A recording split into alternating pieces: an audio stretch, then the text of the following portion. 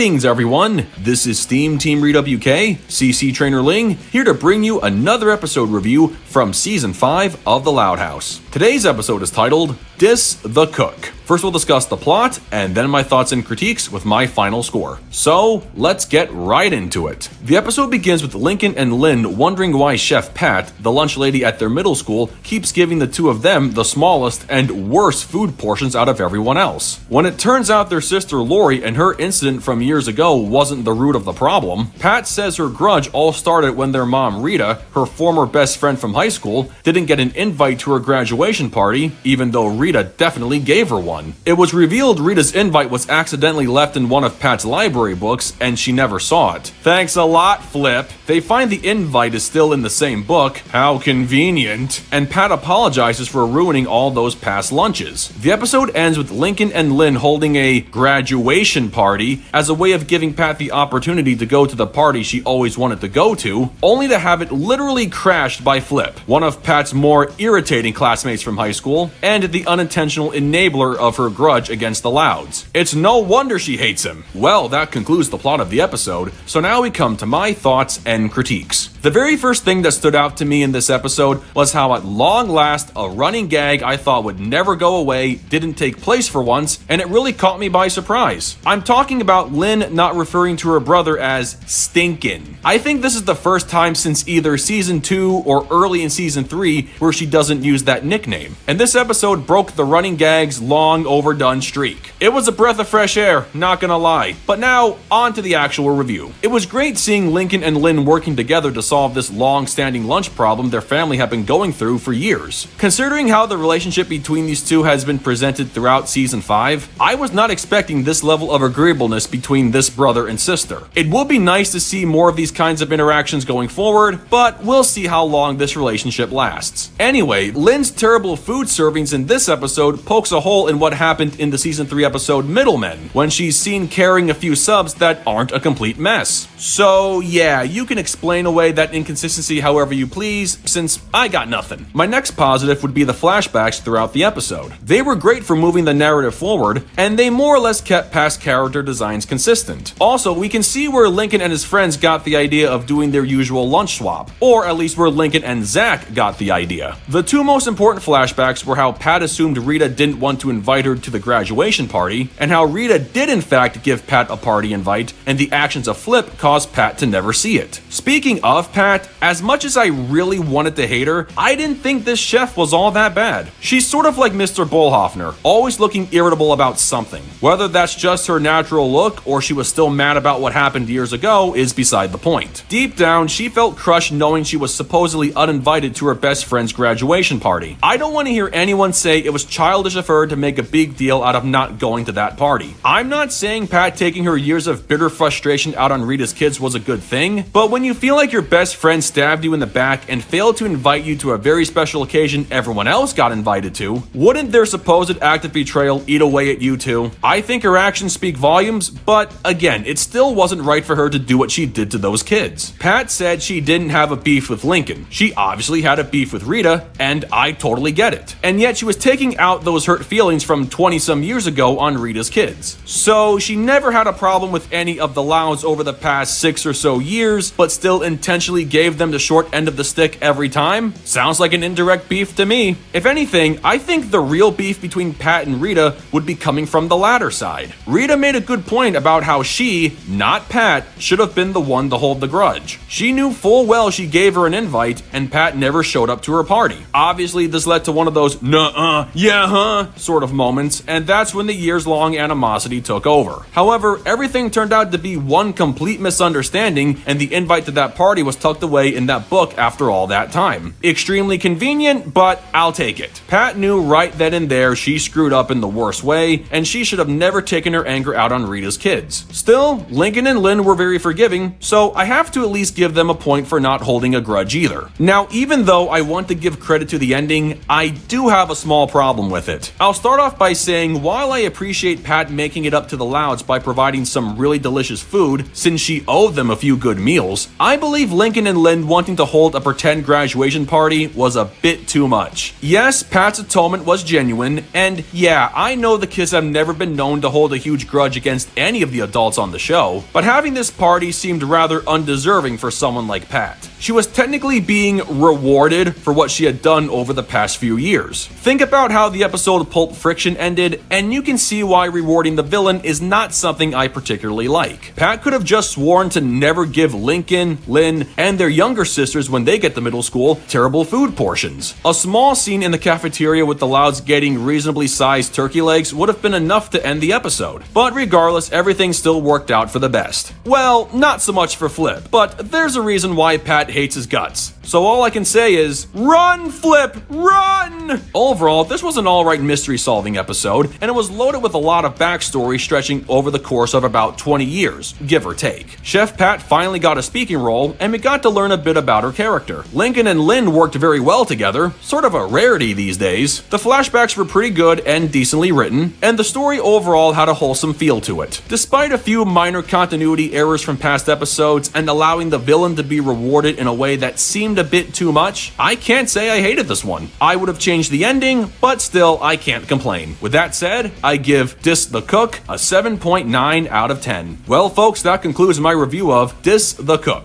My only suggestion for the series following this episode would be if Lynn dropped the stinkin' running gag altogether. Maybe that will bring back some of the credibility she's lost with the fans over the past few years, but maybe I shouldn't be getting ahead of myself so soon. So what did you guys think of it? Love it? Hate it? Something you would add? Change? Keep it as it is? Let me know in the comments below, and make sure to subscribe to this channel for the latest Loud House content. That's going to do it for me. I'll catch you guys for the next video, but until then, this is SteamTeamRedubUK, CC Trainor-Ling, signing off. Peace out, home slices.